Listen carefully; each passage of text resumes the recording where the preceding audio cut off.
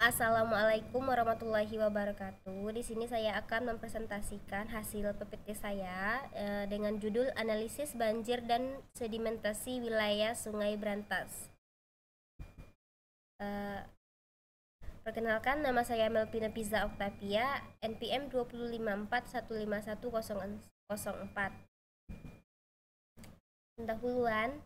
Wilayah Sungai Brantas merupakan wilayah sungai terbesar kedua di Pulau Jawa setelah wilayah Sungai Bangawan Solo, terletak di Provinsi Jawa Timur.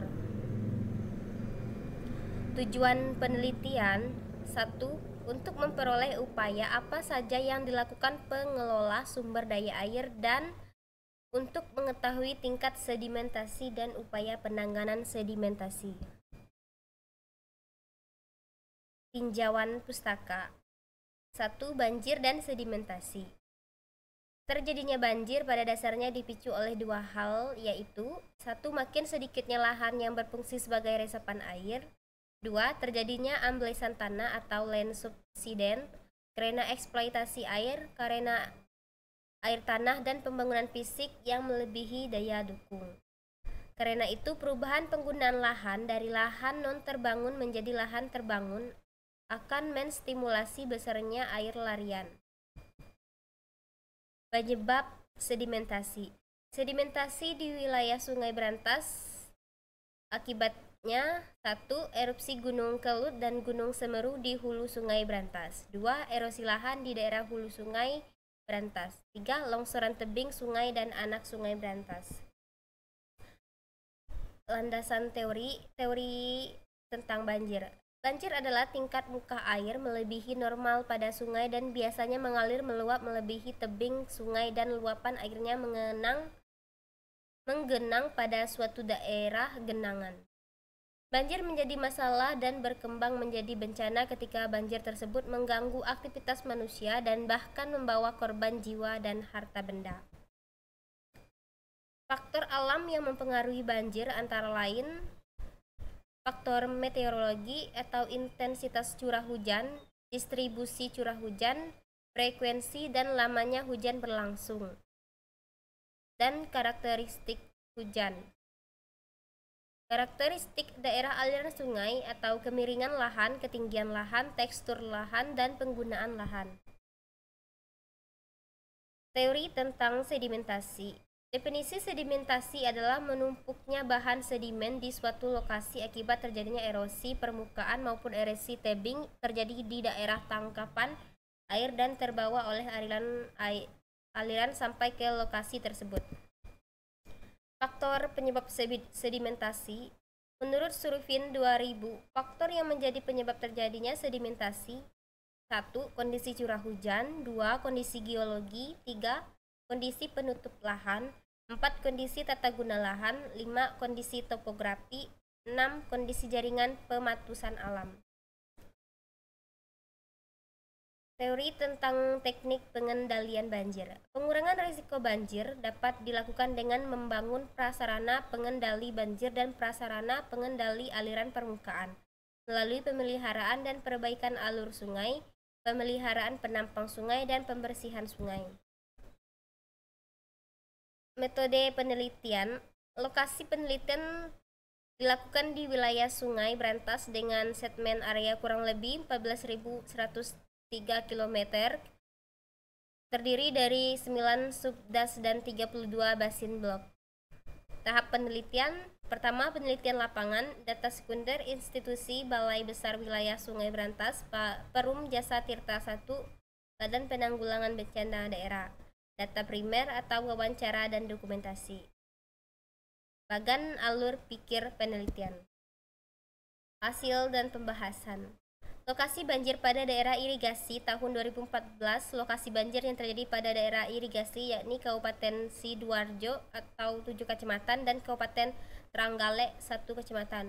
Kemudian tahun 2015 pada Kabupaten Sidoarjo 1 kecamatan, Kabupaten Mojokerto 1 kecamatan, Kabupaten Nganjuk 2 kecamatan, Kabupaten Trenggalek 1 kecamatan. Kondisi topografi, geologi, tanah dan tata guna lahan masing-masing subdas atau pola 2010. Adapun teknik pengendalian banjir dan sedimentasi melalui metode konservasi tanah di wilayah Sungai Berantas. A. Konservasi vegetatif.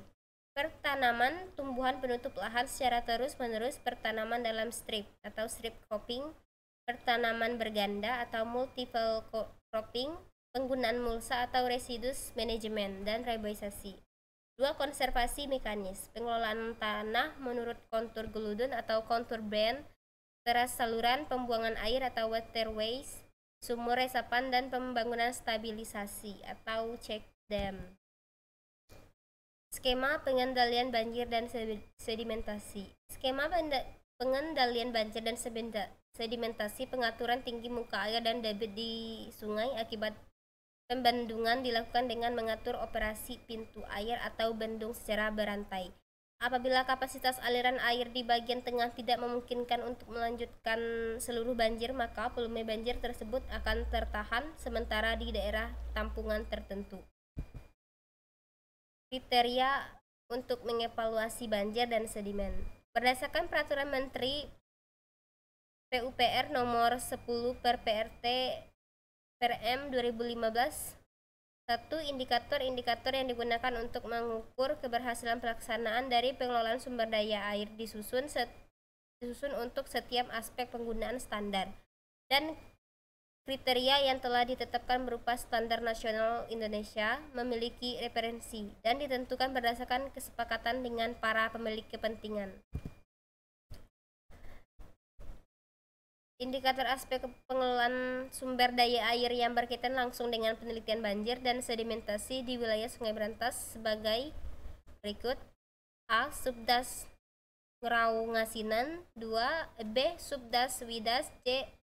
Subdas Berantas Hilir atau Porong dan Mas. Analisis terhadap indikator yang diperoleh di 3 subdas menunjukkan bahwa kondisi daerah aliran sungai Berantas semakin kritis, kejadian banjir semakin tinggi, dan tampungan total di 4 waduk semakin turun.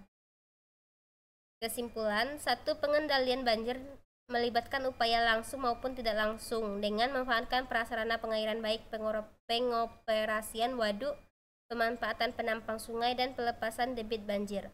Upaya tidak langsung merupakan pengelolaan resiko pada waduk pengendali banjir. 2. Selain faktor vulkanik, sedimentasi yang terjadi di beberapa sungai diakibatkan oleh longsoran tebing seperti di Kali Bruni, Kali Kolokoso atau Kabupaten Kediri, Kali Melijo, Kali Widas, Kabupaten Nganjuk, karena banyaknya tanggul kritis, banyaknya meander atau belokan sungai, dan kondisi tanah labil. Sekian dari hasil presentasi saya akhiri. Wassalamualaikum warahmatullahi wabarakatuh.